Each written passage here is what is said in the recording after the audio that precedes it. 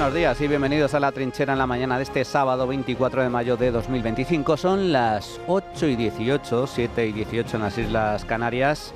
Y antes de comenzar a repasar las principales noticias, os recordamos que nos gusta escuchar vuestras opiniones. Vuestras opiniones son la esencia de este programa. Hoy preguntamos, ¿qué pretende Sánchez con la regularización masiva de inmigrantes ilegales?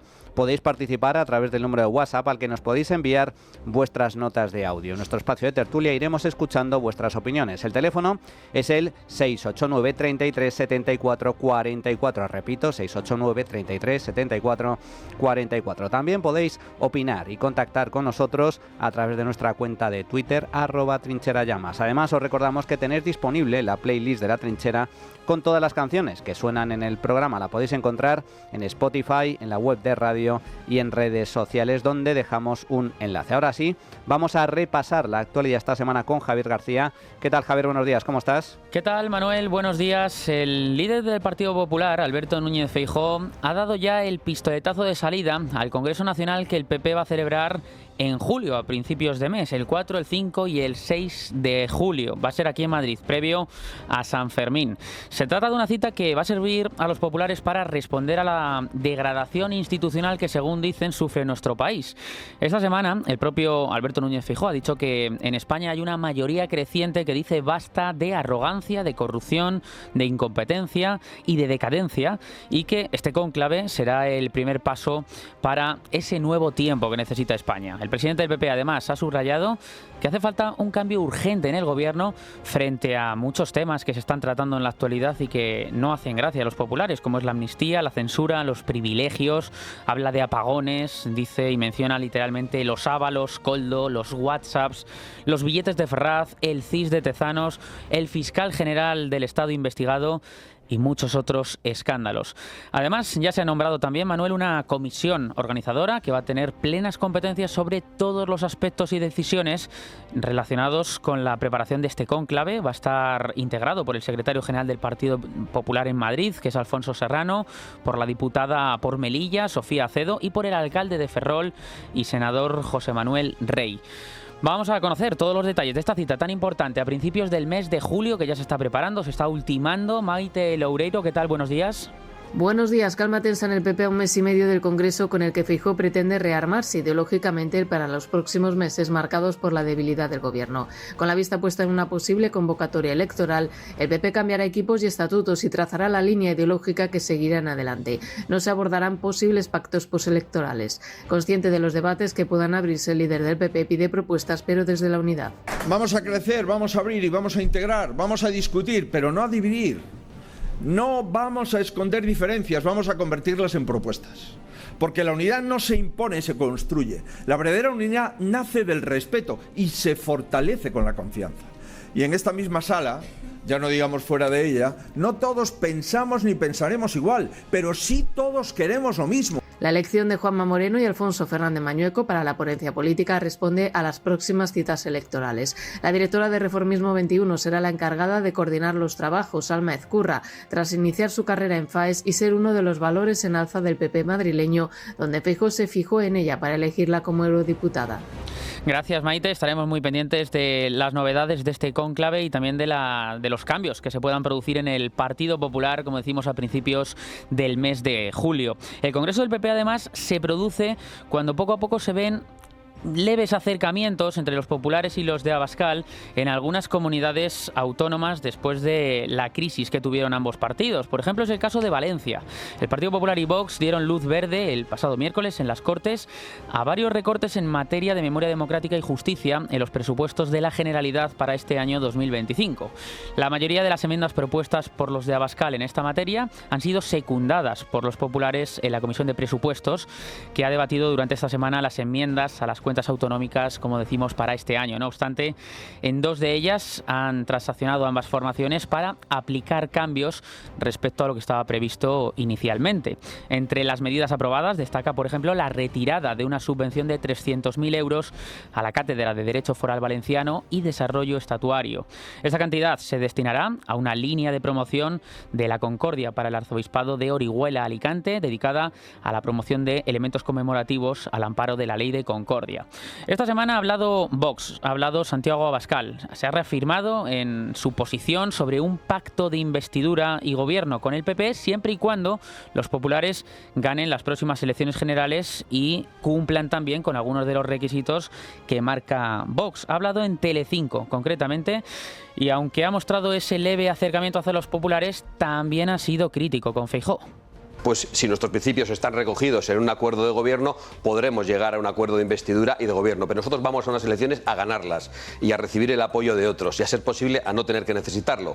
Y como los españoles todavía no han votado, nosotros no nos vamos a poner en la hipótesis de tener que apoyar a unos señores que todavía no han ganado y que además son capaces de volver a perder unas elecciones y de volver a estropear una mayoría con una campaña desastrosa como la de julio del año 2023, en la que mintieron con las encuestas, en la que dieron por ganadas las elecciones y en la que el señor Feijóo se dedicó a ofrecer pactos a Pedro Sánchez permanentemente.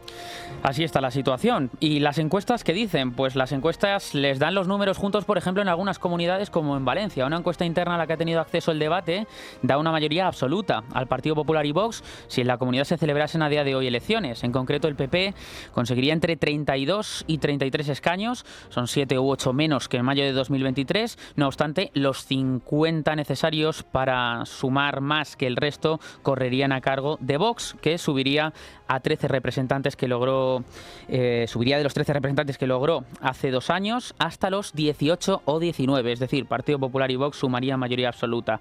La suma sería parecida a la que se escrutó en los pasados comicios, que el centro derecha aglutinó 53 de las 99 actas.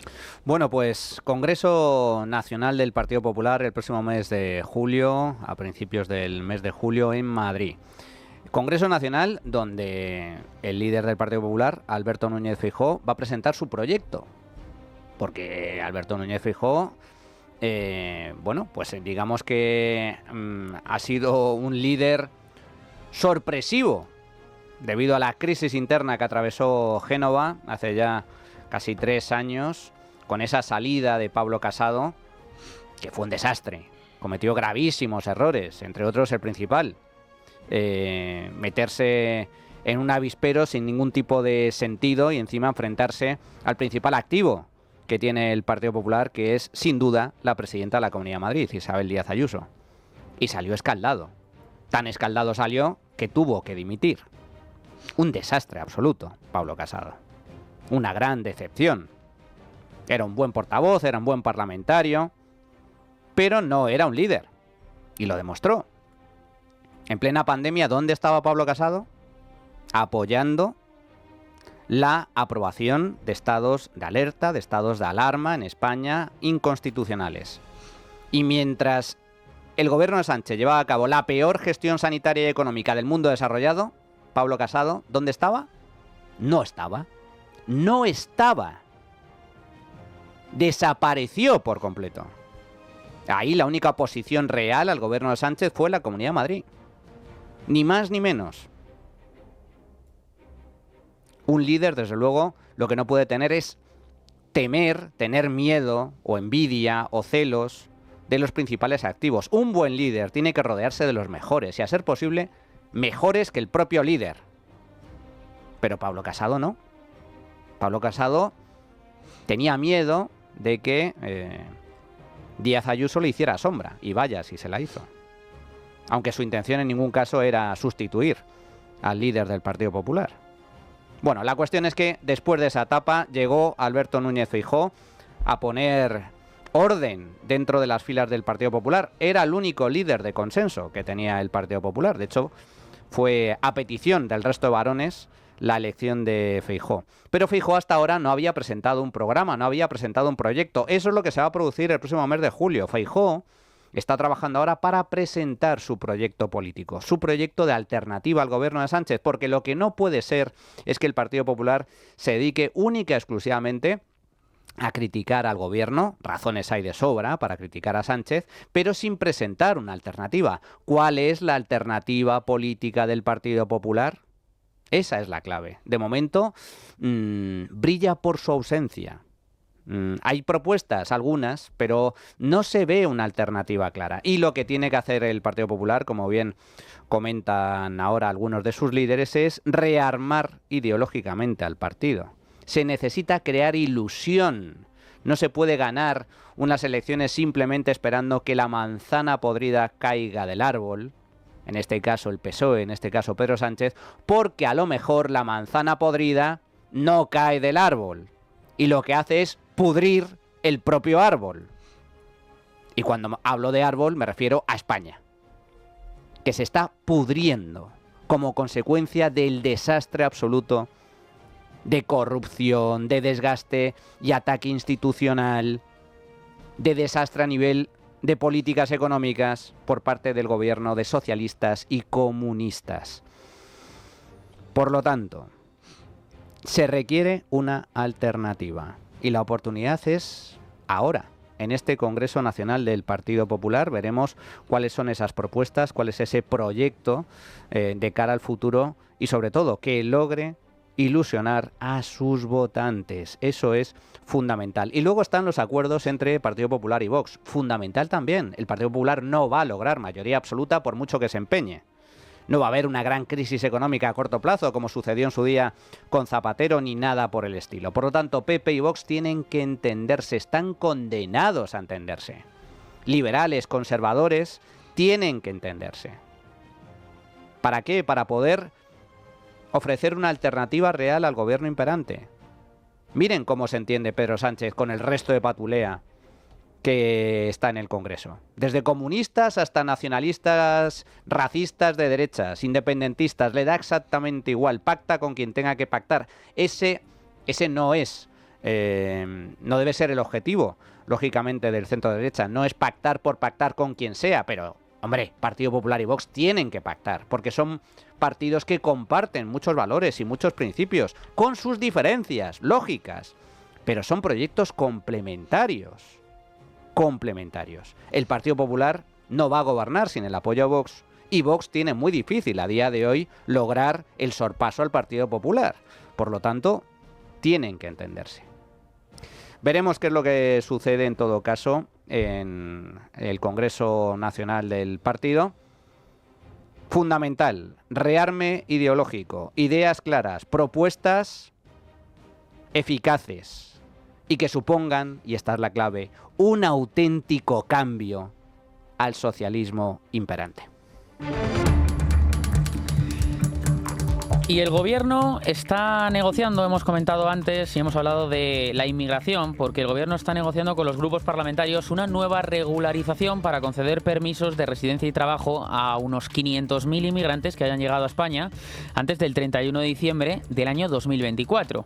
El Ejecutivo toma como base una iniciativa legislativa popular, una ILP, presentada el 9 de abril del 2024 con 600.000 firmas de apoyo, que todos los grupos del Congreso, menos Vox, apoyaron en abril del año pasado, pero que ha estado paralizada 13 meses en un cajón en el Congreso y que ahora vuelve a ponerse sobre la mesa para permitir la regularización de quienes se quedan fuera del reglamento de extranjería que el pasado martes, esta misma semana, ya entró en vigor.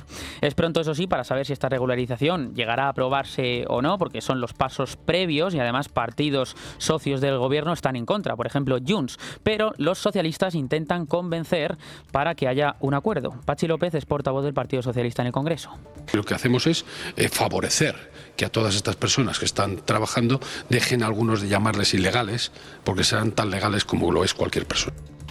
El portavoz del PP por contra en el Congreso, Miguel Tellado, ha confirmado que su partido está completamente en contra de esta ILP, de esta iniciativa legislativa popular de regularizar a los inmigrantes, a pesar de que en abril del año pasado el PP votó a favor de iniciar su trámite parlamentario. Tellado ha señalado al Partido Socialista, dice, por desoír de forma constante todas sus enmiendas y ha acusado al gobierno de entrometerse en el trabajo que, según su criterio, solo debía afectar a los grupos parlamentarios. El PP ha ratificado que no va a apoyar esta iniciativa. Mire, el gobierno, como siempre, busca obtener un cheque en blanco y no lo va a obtener del Partido Popular. Por eso, esa propuesta de enmienda nos parece una falta de respeto al trabajo parlamentario de los grupos. Es una intromisión del gobierno en el funcionamiento de una ponencia que debate una iniciativa legislativa popular. Pero estamos de broma. ¿O es que acaso creen que su grupo es un incompetente? Lo que sí que ha entrado ya en vigor es la nueva ley de extranjería. Lo hizo el pasado martes. Pretende regularizar a otros 300.000 inmigrantes cada año. Se amplían los supuestos de arraigo, también se amplían las reagrupaciones familiares. Se va a dar un visado de búsqueda de empleo de 12 meses para buscar trabajo y a los que vengan a estudiar van a tener una autorización de estancia inicial. Las ONGs critican este reglamento y dicen que va a perjudicar a los solicitantes de asilo. La portavoz de Vox en el Congreso, Pepa Millán, ha anunciado que han registrado una proposición de ley orgánica para modificar esta ley de extranjería y restringir las vías de regularización actuales como el arraigo. Queremos denunciar los planes del Gobierno que pretende regularizar a 300.000 inmigrantes ilegales al año durante los próximos 3 años. Es decir, casi 1 millón de inmigrantes en situación irregular dejarán de serlo gracias a la modificación reglamentaria que ha elaborado el Gobierno, en la que flexibiliza hasta el extremo la figura del arraigo. En concreto, reduce el periodo de permanencia en España a 2 años, a excepción del arraigo familiar, que no lo requiere. De esta forma, para acreditar el arraigo social ya no será necesario que el inmigrante cuente con vínculos familiares, sino que reconozca y respete no ya los valores del país en el que se encuentra, esto es, de España, sino los valores estatutarios de la comunidad autónoma donde se resida. Y ya ha finalizado también el plazo para que las comunidades autónomas presenten al Gobierno el número de inmigrantes que pueden recibir de los que están en las Islas Canarias y que se van a repartir por distintas comunidades de todo el país. Canarias está a favor. Fernando Clavijo habló ayer y esto es lo que dijo. La verdad es que espero pues que se siga trabajando en pro al cumplimiento de lo que es el Real Decreto Ley y de la modificación del artículo 35, que se pueda declarar esa contingencia migratoria cuanto antes y, como la propia ministra decía el día de ayer, que en verano empiecen ya a poder distribuirse parte de esos menores que en estos momentos están en un estado de hacinamiento y de mucha dificultad.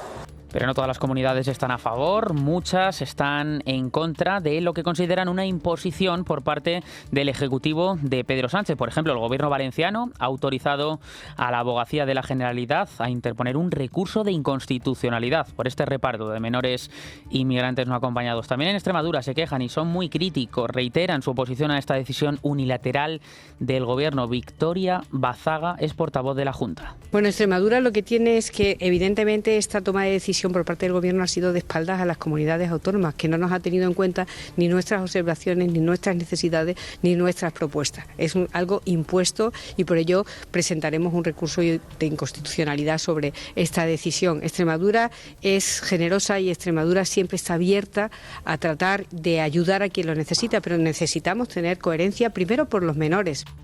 Bueno, y como hemos comentado anteriormente, cada vez vienen más inmigrantes a nuestro país, con las consecuencias que eso genera. La población de España ha alcanzado un nuevo récord histórico en el primer trimestre de este año 2025. Se ha situado en más de 49 millones de habitantes, tras un aumento de 75.865 personas. Este crecimiento se debe principalmente al incremento de la población extranjera, que ha aumentado en más de 95.000 personas.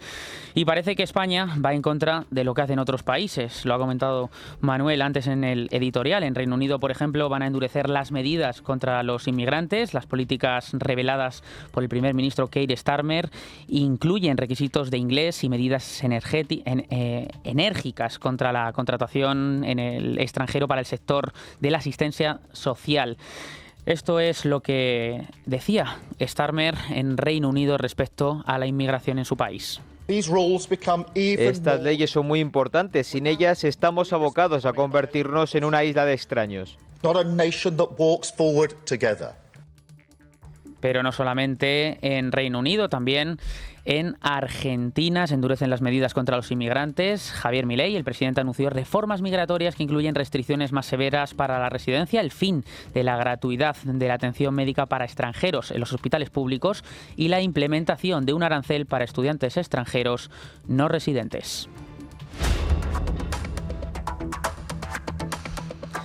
Bueno, y nos vamos hasta el Congreso de los Diputados porque este miércoles se celebró una nueva sesión de control al Gobierno.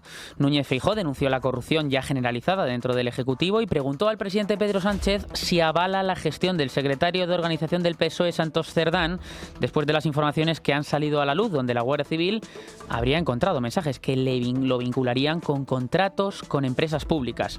Cabe recordar que Santos Cerdán admitió el pasado martes haber preguntado por obras en Navarra, pero dijo que ninguna de estas consultas constituye un delito. Bueno, pues sobre todas estas polémicas del Gobierno, los nuevos WhatsApp publicados por el diario El Mundo, sobre todo esto, fue la sesión de control al Gobierno. Eso sí, todavía no se había conocido el procesamiento del hermano del presidente del Gobierno. Eso se produjo el jueves. Jesús Úbeda, buenos días. Buenos días, pueblo trinchérico.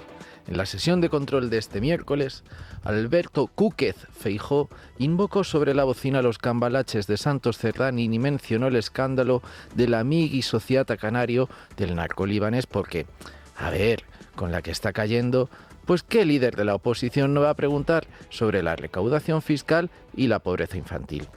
La tentación es harto irresistible. El presidente del PP firmó una intervención parlamentaria digna de su secretaria general, culminando las jornadas de renacimiento chanquetero que arrancaron con el encargo a Moreno, Mañueco y Cía de dirigir la ponencia política de la formación y que continuó con la propuesta de un cheque gluten de 600 lereles para celíacos. Feijóo fue como el Madrid de esta última temporada.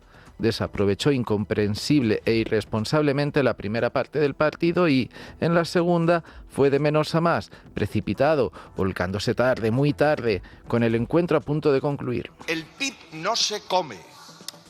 Hay que transformarlo en bienestar, en renta personal, en poder de compra, en una nevera llena. Pues muy bien. Por fin, al líder de la oposición le dio por ejercer como tal y denunció las mordidas del Gobierno en rescate a empresas, las comisiones en contratos de obra pública o la imputación de su presidenta de Adif, la de Sánchez, quiere decirse, Isabel Pardo de Vera. En estas, le preguntó a Sánchez: ¿cuántas veces tiene que interesarse su número 2 por las obras públicas para que el Gobierno las adjudique? Por cierto, después de ver los medios de comunicación en el día de hoy, ¿avala usted la gestión del señor Cerdán, sí o no? Sánchez defendió la honestidad de su lacayo y quiso ridiculizar a su contendiente disparando contra la presidenta de la Comunidad de Madrid. Usted que no venía a insultar y a lo que se dedica es a difamar a personas honestas. Y lo hace además una persona que se puso al frente del Partido Popular para tapar la corrupción de la señora Ayuso.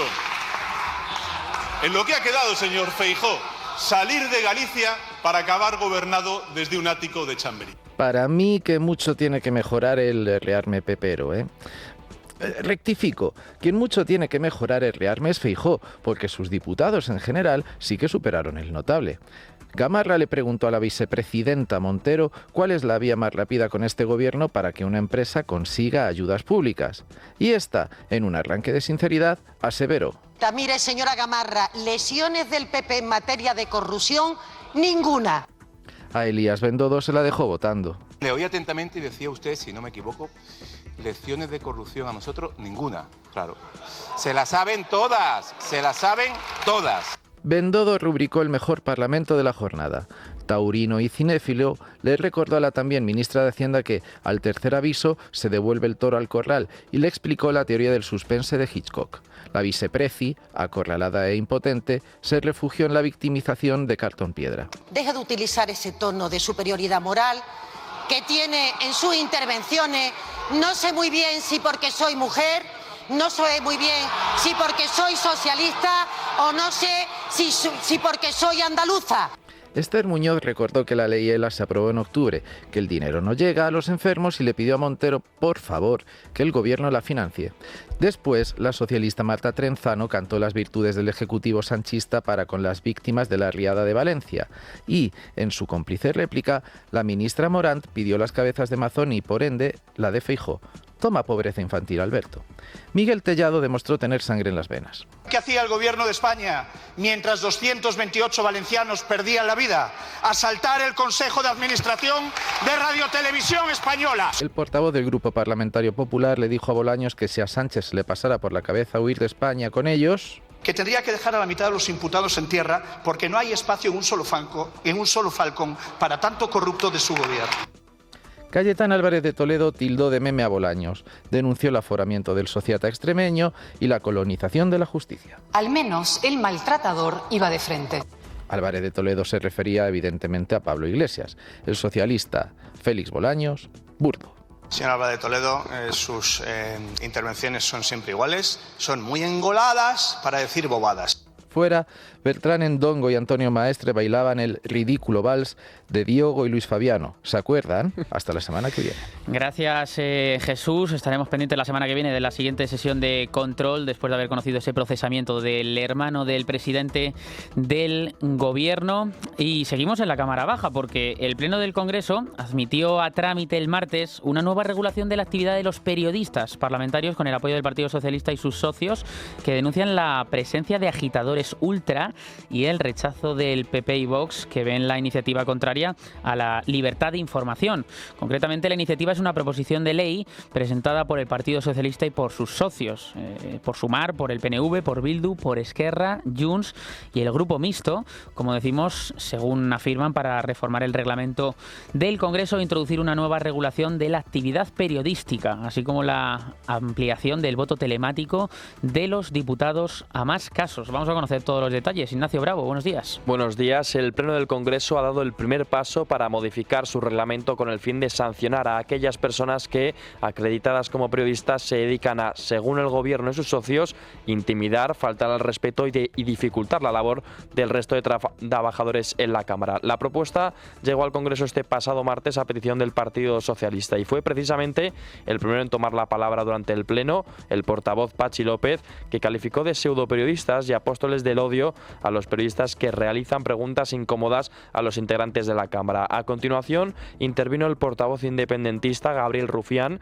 que apostilló tildando de sicarios a varios periodistas y deslizó la posibilidad de restringir la labor de los periodistas no solo en el Congreso, sino también en la calle, en un claro intento por censurar a la opinión crítica con las actuaciones del Gobierno. Escuchamos a ambos.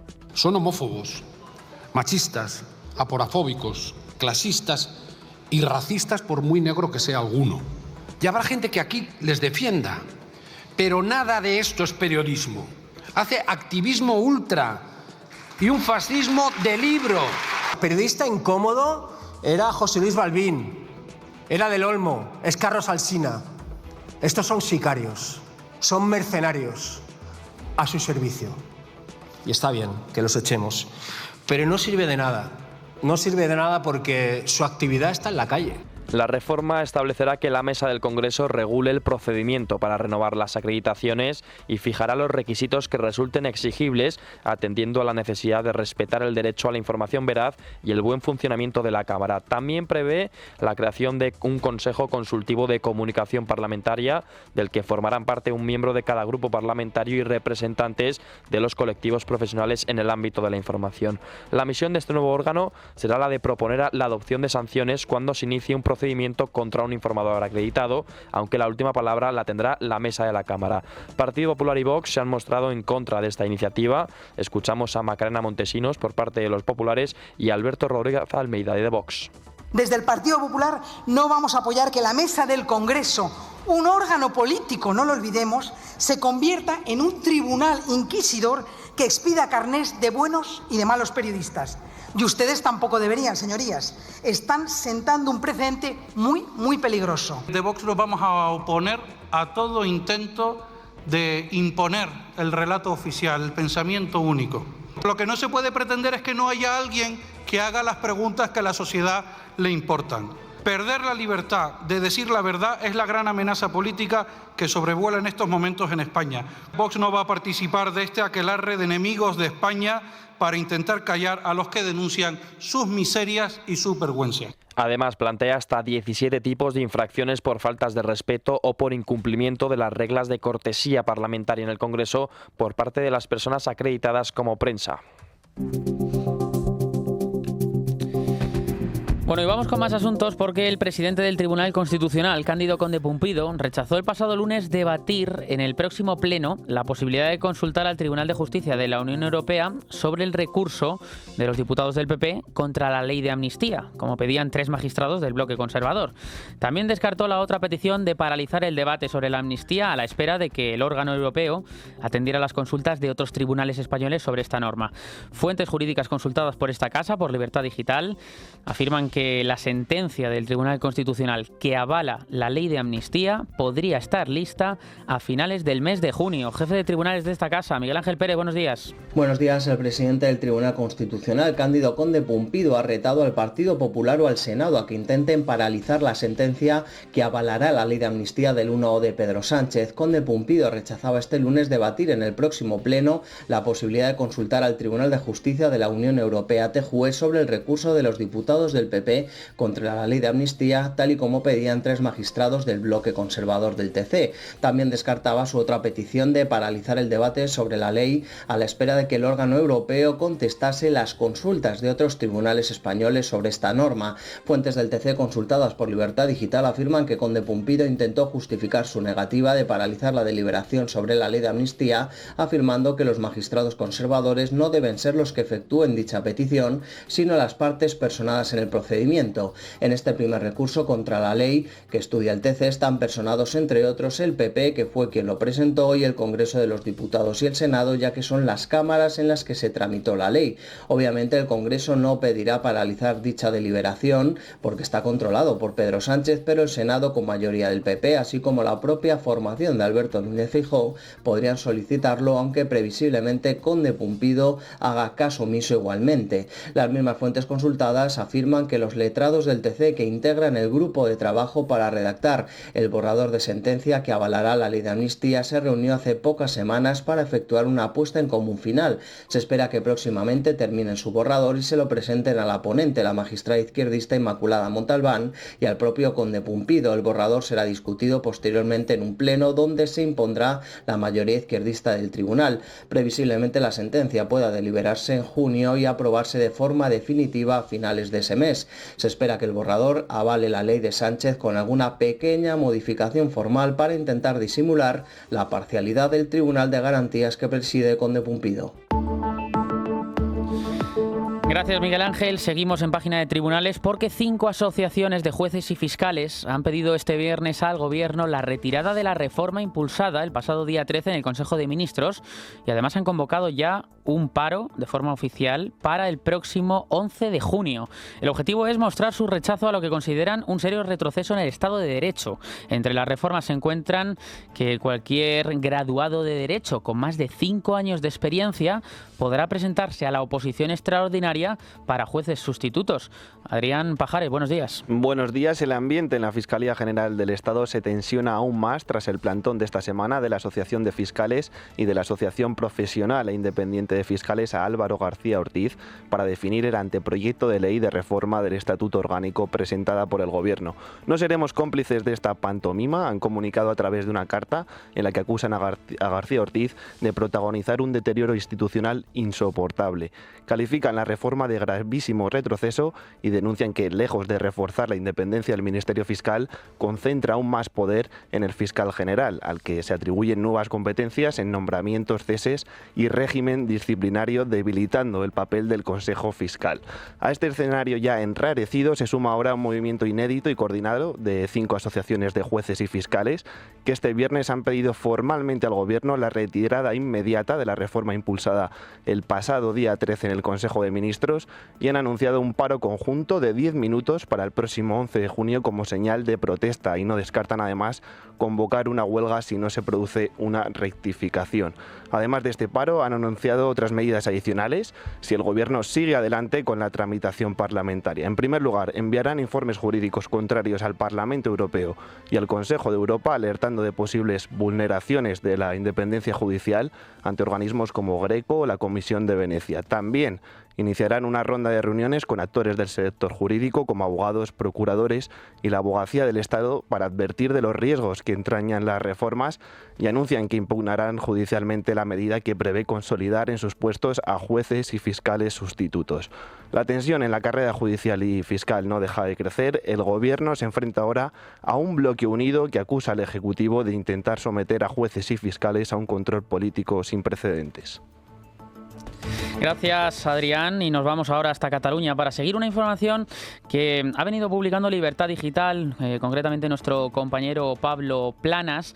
La Generalidad está intentando salir del paso del escándalo provocado por la violación de una niña de 12 años que estaba acogida por la Generalidad de Cataluña entre 2020 y 2021. En ese periodo, la menor vivía en un centro de la Administración Autonómica y fue captada por un pederasta que la violó y la ofreció a otros pederastas, hasta que estalló el caso por petición fiscal de 107 años para el cabecilla de la trama. La Generalidad había tratado de tapar las graves irregularidades cometidas por la Dirección General de Atención a la Infancia y la Adolescencia en la adjudicación de contratos a fundaciones del denominado tercer sector, sobre las que recaen sospechas tanto sobre su funcionamiento interno como por los servicios que prestan. En este sentido, la consejera de Derechos Sociales de la Generalidad catalana, Mónica Martínez Bravo, ha asegurado esta semana en el Parlamento Autonómico que están en disposición de anunciar próximamente la gran transformación de la Dirección General de Atención a la Infancia y Adolescencia que tienen pendiente, dicen, desde hace más de una década. Según Bravo, se trata de un plan de transformación que hará pivotar a toda organización hacia la prevención de los malos tratos y los abusos en la infancia, pero también dice la prevención del desamparo, trabajando intensamente con las familias. Hemos tenido una reunión con las entidades del tercer sector y los colegios profesionales de Cataluña para abordar esta nueva gran transformación de la Dirección General de Atención a la Infancia y Adolescencia, abrir esta nueva etapa y anunciar las líneas maestras de esta gran transformación. Apostamos hacia un modelo que tiene que virar hacia la prevención de los abusos, la prevención y la protección de la infancia, del mismo modo que también mejoramos la calidad asistencial cuando los menores están en el marco de la Generalitat de Cataluña. También impulsamos líneas para reforzar la calidad de la gestión y asegurarnos pues, que toda la gestión administrativa y económica se hace acorde con los estándares más altos de rigor, de calidad y de velar por el buen uso de los recursos públicos. Y respecto a la niña violada, la consejera insistió en que han abierto un expediente informativo, que ha pedido la comparecencia voluntaria en el Parlamento y que han solicitado personarse como acusación popular. También ha destacado que ya anunció en sede parlamentaria que habían encargado una auditoría completa y una comisión de investigación junto a Esquerra Republicana y los comunes. Bueno, pues para analizar este caso está con nosotros desde Cataluña Pablo Planas. ¿Qué tal, Pablo? Buenos días, ¿cómo estás?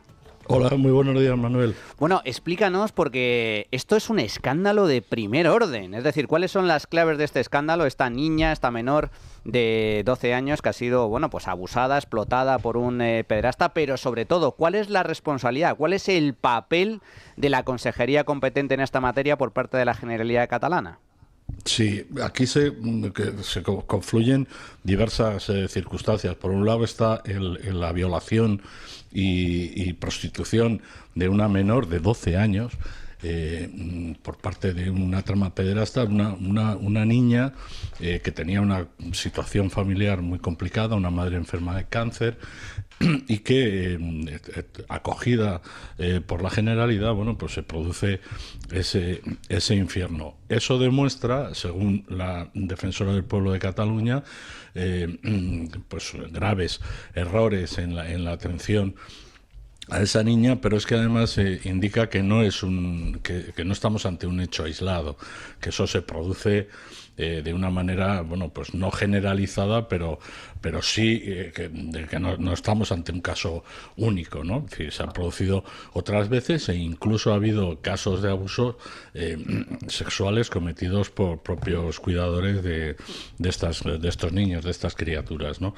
Eso por un lado. Y por otro, todo lo que hay aquí es una trama extraordinaria de adjudicación de contratos a dedo, de hinchar pasar facturas, de modificar los acuerdos. Por ejemplo, entre el año 2016 y 2020, el coste de atención de un menor a cargo de la Generalidad pasó de 16.500 euros al año a 52.000. ¿Por qué? Pues porque lo decidían así las fundaciones del tercer sector y porque la Generalidad golpista de entonces decía que había que atender a los menores inmigrantes que estaban llegando, pues poco más o menos que en masa. Todo eso lo que esconde es una trama de fundaciones afines a Esquerra Republicana, de dinero de cientos de millones de euros sin control, y después pues en fin, de plazas fantasma. Estamos hablando de fundaciones que estaban cobrándole a la administración autonómica dinero por niños que no existían. Es decir, estaban diciendo que a lo mejor en un centro tenían 20 niños acogidos, cuando en realidad tenían la mitad. Entonces aquí hubo un informe de la Sindicatura de Cuentas, hay una investigación en curso de la Oficina Antifraude con un testigo protegido, con un trabajador de una de estas fundaciones que se negó a hacer ese tipo de chanchullos, a pedir dinero para plazas que no existían. Y que, pues en fin, sufrió acoso en el trabajo y acabó denunciando, y ese asunto está en manos de la Oficina Antifraude. Aquí lo verdaderamente escandaloso es que todo esto no esté judicializado, que haya un informe de la Sindicatura de Cuentas que dice que se han desviado al menos 100 millones de euros, que no está claro qué ha pasado con ese dinero que es dinero público que va de la Generalidad a fundaciones que tienen casas de acogida o que tienen pisos de acogida, pero que en el fondo a lo que se están dedicando es, por un lado, a lucrarse y por otro lado, a acceder a la compra de pisos que en teoría tendrían que estar destinados al acogimiento de estos menores, pero que muy bien no se sabe a qué están destinados. Y además, esos informes de la Sindicatura de Cuentas, de la Oficina Antifraude, la alerta de la Defensora del Pueblo, ya se vieron en el Parlamento en noviembre del año pasado y se volvieron a ver en febrero. ¿Y qué es lo que hicieron el Partido Socialista, Esquerra Republicana y los comunes de Ada Colau? Pues taparlo.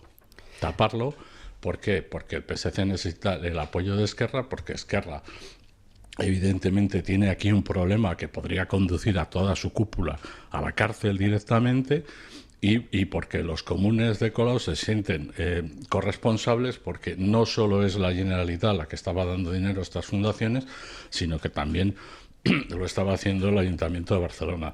En suma, un asunto que seguramente tenga las dimensiones en términos de corrupción política del 3% y de la familia Pujol, pero que además tiene esa vertiente de social de qué es lo que es la violación de una niña de 12 años, que demuestra que la Generalidad no se preocupa por la infancia ni tiene ningún interés en atender a la infancia y a la adolescencia. Lo que se preocupa es Esquerra Republicana por obtener dinero de la Generalidad, que en teoría debería ir a la atención de estos niños y que en realidad va, pues no se sabe a dónde. Pues esto es un escándalo de primer orden. Estamos hablando de un caso de violación, de explotación sexual por parte de una menor, un caso de pederastia. Estamos hablando de desvío de fondos, estamos hablando de opacidad, estamos hablando de ocultación de casos gravísimos y estamos hablando de hacer negoci en catalán con el mal y la tragedia de los más vulnerables, de los más débiles, que son precisamente los menores. Y esto además sucede en Cataluña, pero es que en Valencia la vicepresidenta primera del gobierno valenciano, Ximo Puig, ex líder de la coalición nacionalista Compromís y ex consejera de Igualdad y Políticas Inclusivas, Mónica Oltra, irá a juicio en calidad de acusada en el procedimiento que indaga acerca de la presunta ocultación de abusos a una menor tutelada por parte de quien entonces era su marido. Por un lado, en Cataluña, Esquerra, y por otro lado, Compromís en la Comunidad Valenciana. Seguiremos muy de cerca este escándalo. Pablo Planas, como siempre, muchas gracias por tu trabajo. Fuerte abrazo. Gracias a ti, abrazo. Bueno, pues llegados a este punto vamos a hacer una pausa y regresamos al tiempo de tertulia, pero antes un recordatorio, porque Libertad Digital les presenta una magnífica obra de arte para conmemorar su 25 aniversario. Una medalla de 9 centímetros de diámetro, realizada en bronce de máxima calidad, con las pátinas efectuadas a mano y presentada en un lujoso estuche, acuñada con mensaje y firma de Federico Jiménez Los Santos y representación del Camino hacia la Libertad, obra creada por el escultor Juan de Ábalos. Una ocasión única para adquirir esta obra creada en exclusiva y de edición limitada para conmemorar los 25 años de Libertad Digital de esta Santa Casa. Reserve su medalla por solo 195 euros, 170 para socios del Club Libertad Digital en el 91 316 22 42 o en edicionesesculturahistórica.es. Llame ya 91 316 22 42.